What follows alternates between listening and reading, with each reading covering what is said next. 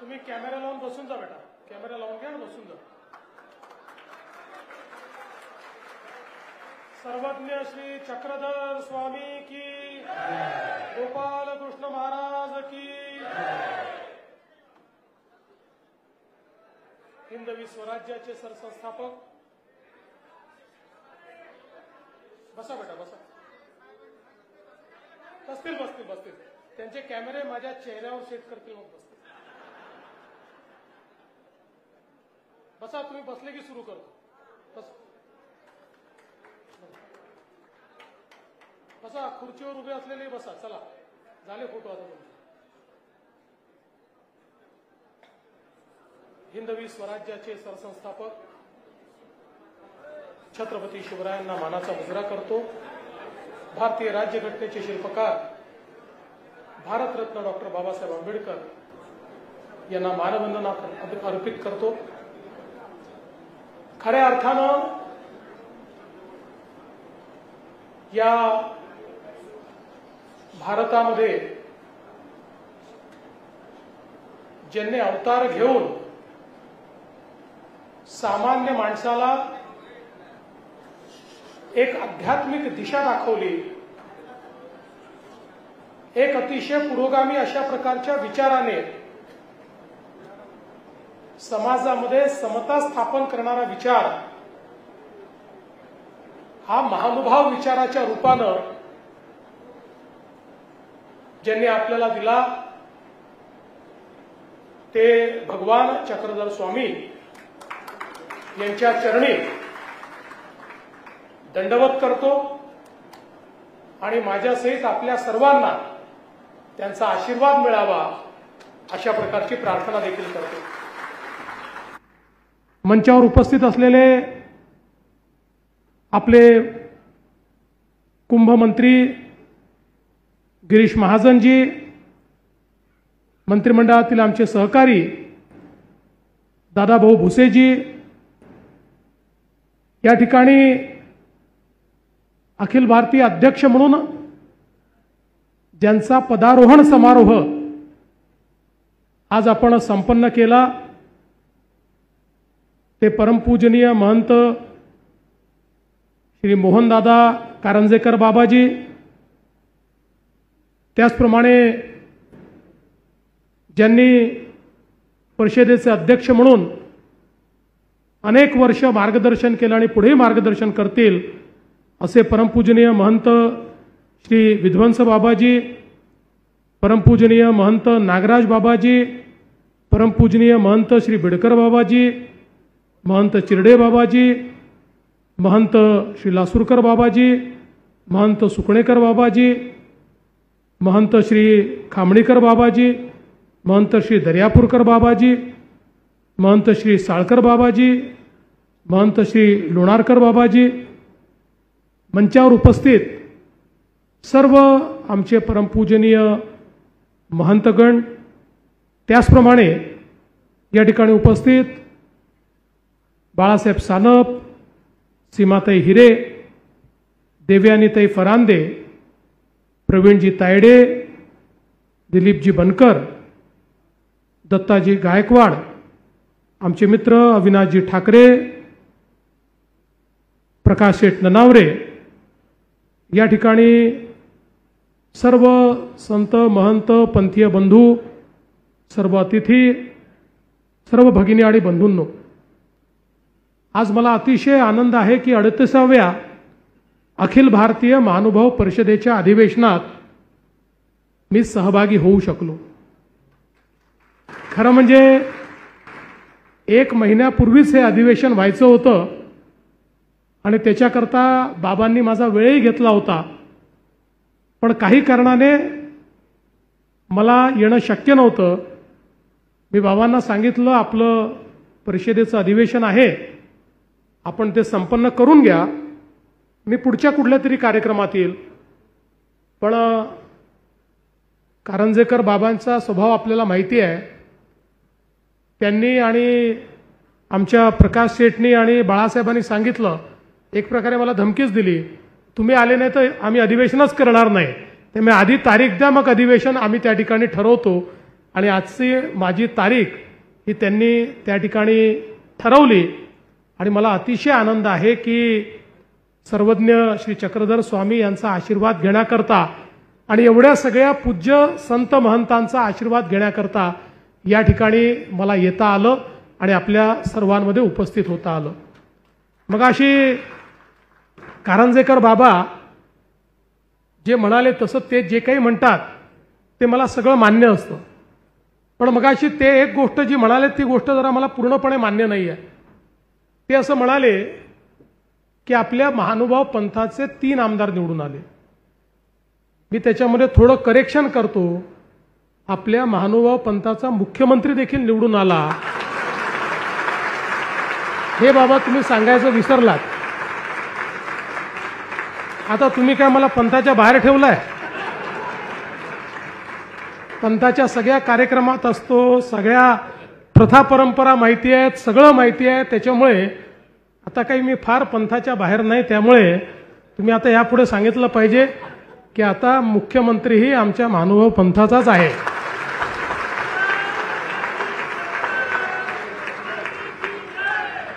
आणि खऱ्या अर्थानं या ठिकाणी भगवान चक्रधर स्वामींनी या महानुभाव पंथाच्या माध्यमातून समाजामध्ये जो विचार रुजवला, आपण लक्षात घेतलं पाहिजे की प्रभू श्रीकृष्णाने आपल्याला गीतेत सांगितलं होतं, यदा यदा हि धर्मस्य ग्लानिर्भवति भारत अभ्युत्थानमधर्मस्य तदात्मानं सृजाम्यहं परित्राणाय साधूनां विनाशाय च दुष्कृतां धर्म संस्थापनार्थाय संभवामी युगे युगे.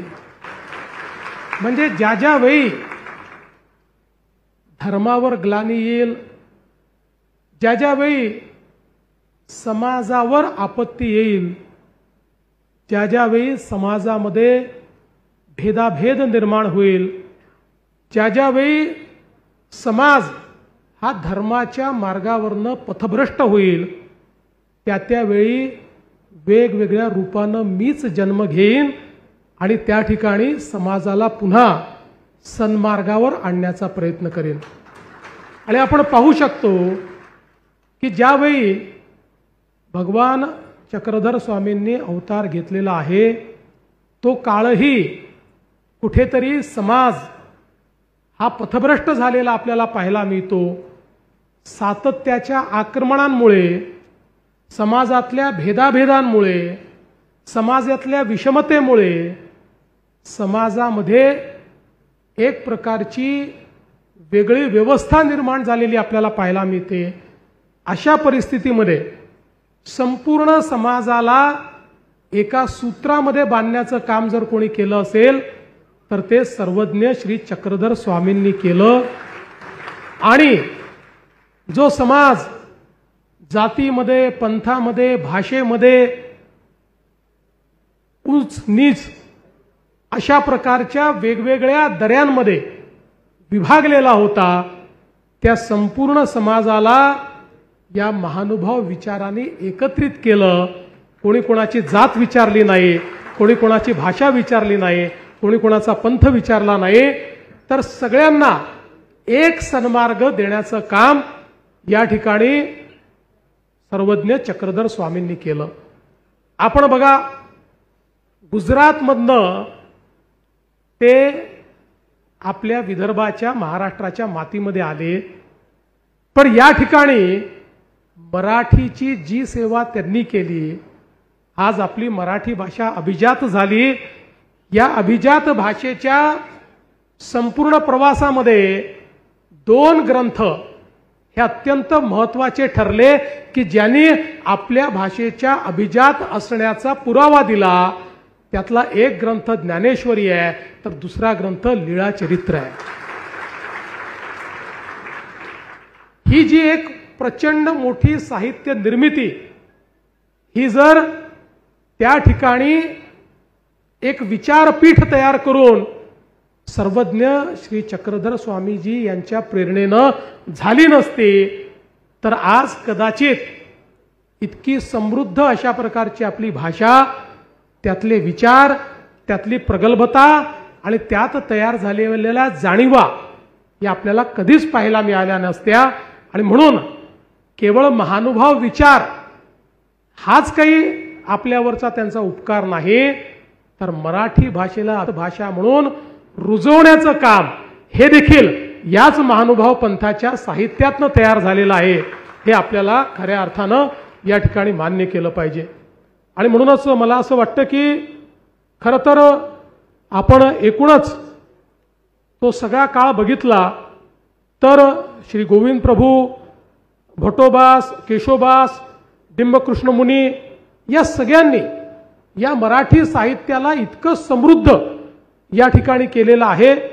आणि मग आपल्याला माहिती आहे लीळा चरित्र, गोविंद प्रभू चरित्र, रिद्धपूर चरित्र, केशरीबास यांचा दृष्टांत पाठ, सिद्धांत सूत्रपाठ, त्यानंतर बाईदेवबास यांचं पूजा वासर, नरेंद्र स्वामी यांचं रुक्मिणी स्वयंवर, भास्कर भट यांचे शिशुपाल वध, उद्धव गीता, दामोदर पंडित यांचे वच्छाहरण, रवळोबास यांचे सह्याद्री महात्म्य, नारो यांचे रिद्धपूर वर्णन, विश्वनाथ पंडित यांचं ज्ञानप्रबोध यासह स्थानपोथी, वृद्धाचार, मार्गरूढी, चरित्र अभाव, त्याचबरोबर महादेव बेचे यांचं त्या ठिकाणी साहित्य, अशा अनेक गोष्टी की ज्यातनं समकालीन विचार प्रवाह, समकालीन महाराष्ट्र, त्याची एक आध्यात्मिक बैठक, त्या ठिकाणी होणारे संस्कार, या प्रत्येक गोष्टीचं आपल्याला एक भास, त्याचा एक पुरावा आणि त्यातनं किती आपण एक समृद्ध विचार घेऊन चालत होतो याची प्रचिती या सगळ्या साहित्यातनं आपल्याला मिळते। स्थानपोथी यातनं तर महाराष्ट्राचा सगळा इतिहास, भूगोल आणि संस्कृती, ग्रामरचना, खाद्य, व्यवहार, प्रशासन, व्यापार, व्यवसाय, अशा सगळ्या गोष्टी या आपल्याला त्या ठिकाणी पाहायला मिळतात। आणि म्हणून हे केवळ ग्रंथ नाही आहे, तर हा आपला इतिहास देखील आहे, आपल्या सांस्कृतिक वाटचालीचा ठेवा देखील या ठिकाणी महानुभावांच्या विचारातनं तयार झालेला। आणि म्हणून मला असं वाटतं की आजही मी बघतो तीच परंपरा आमच्या महानुभाव पंथाने सातत्याने कायम ठेवली आहे। मी आता इतक्या कार्यक्रमांमध्ये जातो, असा एकही कार्यक्रम नाही की ज्या कार्यक्रमांमध्ये 3-4 तरी ग्रंथांचं प्रकाशन होत नाही। प्रत्येक कार्यक्रमात आपल्याला ग्रंथांचं प्रकाशन होताना या ठिकाणी पाहायला मिळतं। आणि खऱ्या अर्थानं ही जी विचारांची संपदा आहे, ही जी विचारांची परंपरा आहे, ती परंपरा आपल्यापर्यंत आणण्याचं काम या ग्रंथांच्या माध्यमातून सातत्याने होत असतं। आणि म्हणूनच मला असं वाटतं की आज ज्यावेळी अनेक वर्षानंतर पुन्हा एकदा आमच्या या महानुभाव पंथाच्या सर्व महंतांनी हा प्रयत्न सुरू केला, म्हणजे प्रयत्न तर ते अनेक वर्षापासून करत होते की एक समृद्ध परंपरा, आपण जर बघितलं तर आज आपले जेवढे म्हणजे अगदी रिद्धपूर पासनं जाळीचा देव, पोईचा देव किंवा जेवढे आपले महत्वाचे स्थान असतील, या सगळ्या स्थानांमध्ये ज्या काही अडचणी आहेत, या अडचणी काय, या अडचणी या करतायत की त्या वेळच्या आक्रमणामध्ये आमच्या महानुभाव पंथाने कधीही पंथाचा रस्ता सोडला नाही। त्या सगळ्या आक्रमणांना त्या ठिकाणी झेललं, त्या आक्रमणातनं मोठ्या प्रमाणात अन्याय झाला, अत्याचार झाला, त्याचा सामना केला, पण तरी देखील आपली पंथीय व्यवस्था आणि विचार हा कधीच महानुभाव पंथाने ढळू दिला नाही।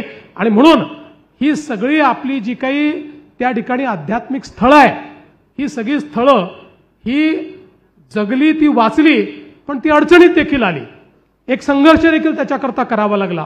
आणि म्हणूनच 2014ला ज्यावेळी मी मुख्यमंत्री झालो आणि त्यावेळी पहिल्यांदा विशेषतः आमचे अविनाश ठाकरेजी आणि मोहनदादा म्हणजे कारंजेकर बाबा यांची भेट झाली। आणि त्यापूर्वी मी महापौर असताना 1997 साली ज्यावेळी आमच्या चिसभवनमध्ये आपल्या महानुभाव पंथाचा खूप मोठा एक मेळावा झाला होता आणि त्या अधिवेशनामध्ये सगळ्या व्यवस्था आमच्याकडे होत्या आणि अतिशय सुंदर अशा प्रकारचा तो मेळावा, खरं म्हणजे मी असं म्हणेन की महानुभाव पंथाशी माझं नातं जे जुळलं ते 1997च्या त्या चिसभवनच्या मेळाव्यापासून जुळलं आणि तेव्हापासनं सातत्याने पंथीय सगळे आपले जे महंत आहेत यांच्या सानिध्यामध्ये वेगवेगळ्या कार्यक्रमांमध्ये मी जायचो, वेगवेगळ्या पद्धतीनं जी काही मदत करता येईल ती आम्ही करायचा प्रयत्न करायचो. पण खऱ्या अर्थानं मुख्यमंत्री झाल्यानंतर त्या संदर्भात संधी लाभली आणि मग आपण वेगवेगळ्या प्रकारची ही जी कामं सुरू केली आणि त्यातनं आज मला आनंद आहे की गेल्या 10 वर्षामध्ये आपण अनेक गोष्टी या ठिकाणी करू शकलो. मगाशी बाबांनी ज्याचा उल्लेख केला मी पुन्हा उल्लेख करणार नाही, पण मला हे सांगताना आनंद वाटतो की इतका मोठा आमचा हा संपूर्ण महानुभाव पंथ की जो केवळ महाराष्ट्रात नाही, केवळ भारतामध्ये नाही, तर अफगाणिस्तानपर्यंत पसरलेला आमचा महानुभाव पंथ आज भारताच्या कुठल्याही राज्यात गेलं तरीही आम्हाला महानुभाव त्या ठिकाणी भेटतात, महानुभावांचा विचार त्या ठिकाणी भेटतो आणि भक्तिभावानं महानुभाव पंथाचं काम करणारे लोक आम्हाला त्या ठिकाणी भेटतात. त्यामुळे इतका मोठा आमचा हा संप्रदाय, इतका मोठा समुदाय, इतका मोठा पंथ, पण दुर्दैवाने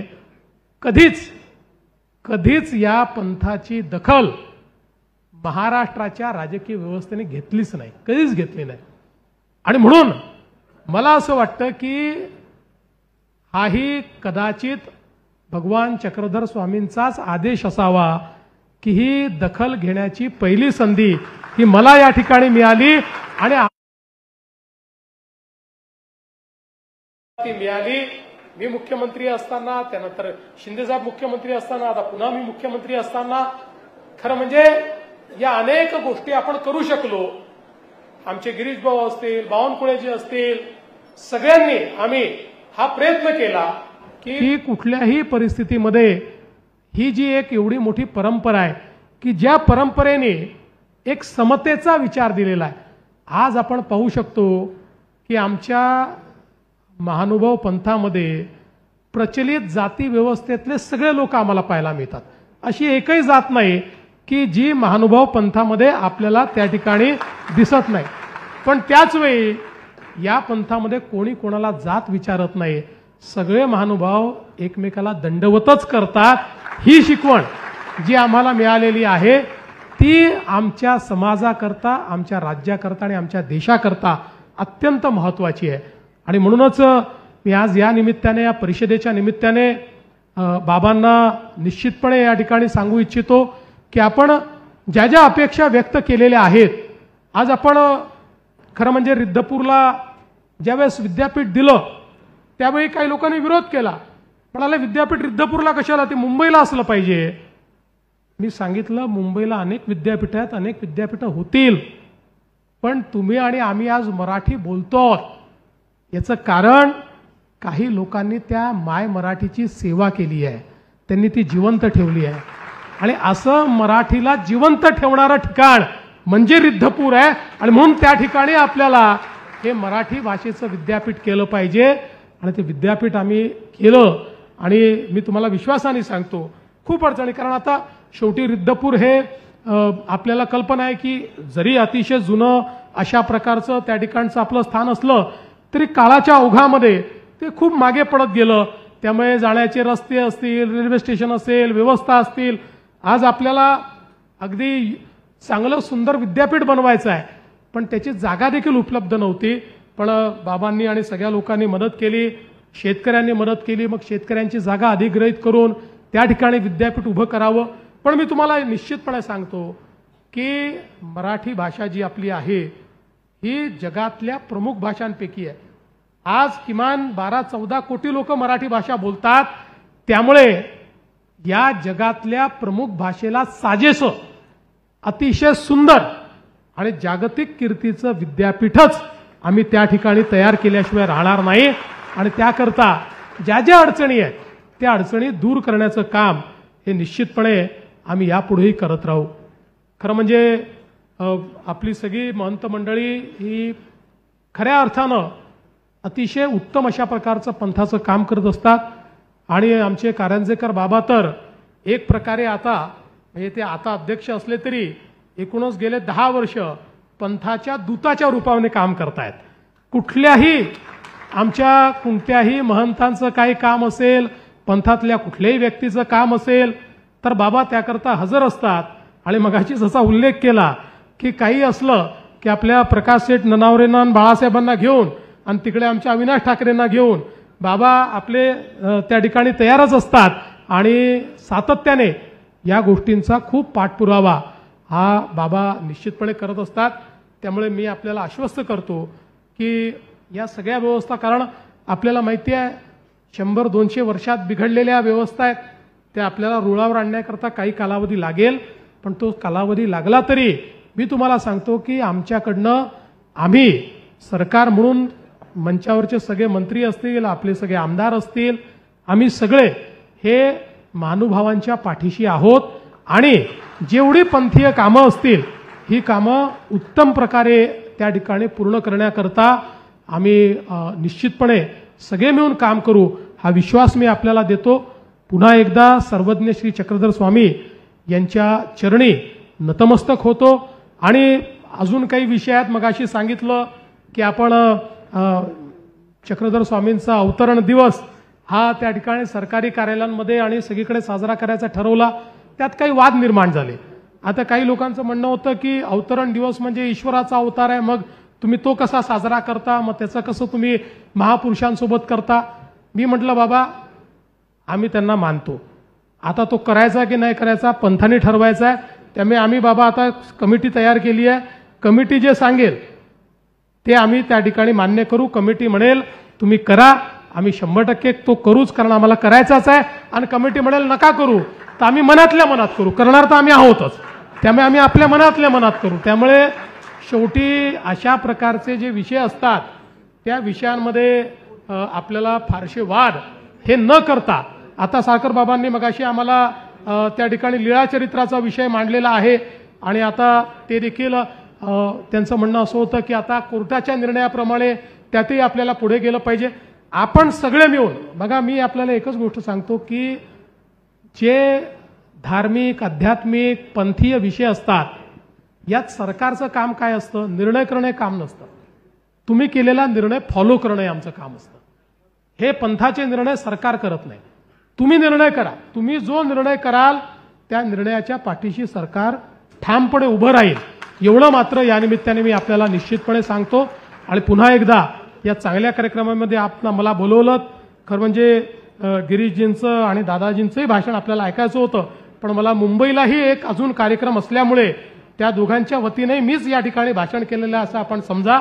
आणि आपण मला बोलवलं त्याबद्दल आपल्या सर्वांचे खूप मनापासून आभार मानतो आणि माझं बोलणं संपवतो. सगळ्यांना दंडवत.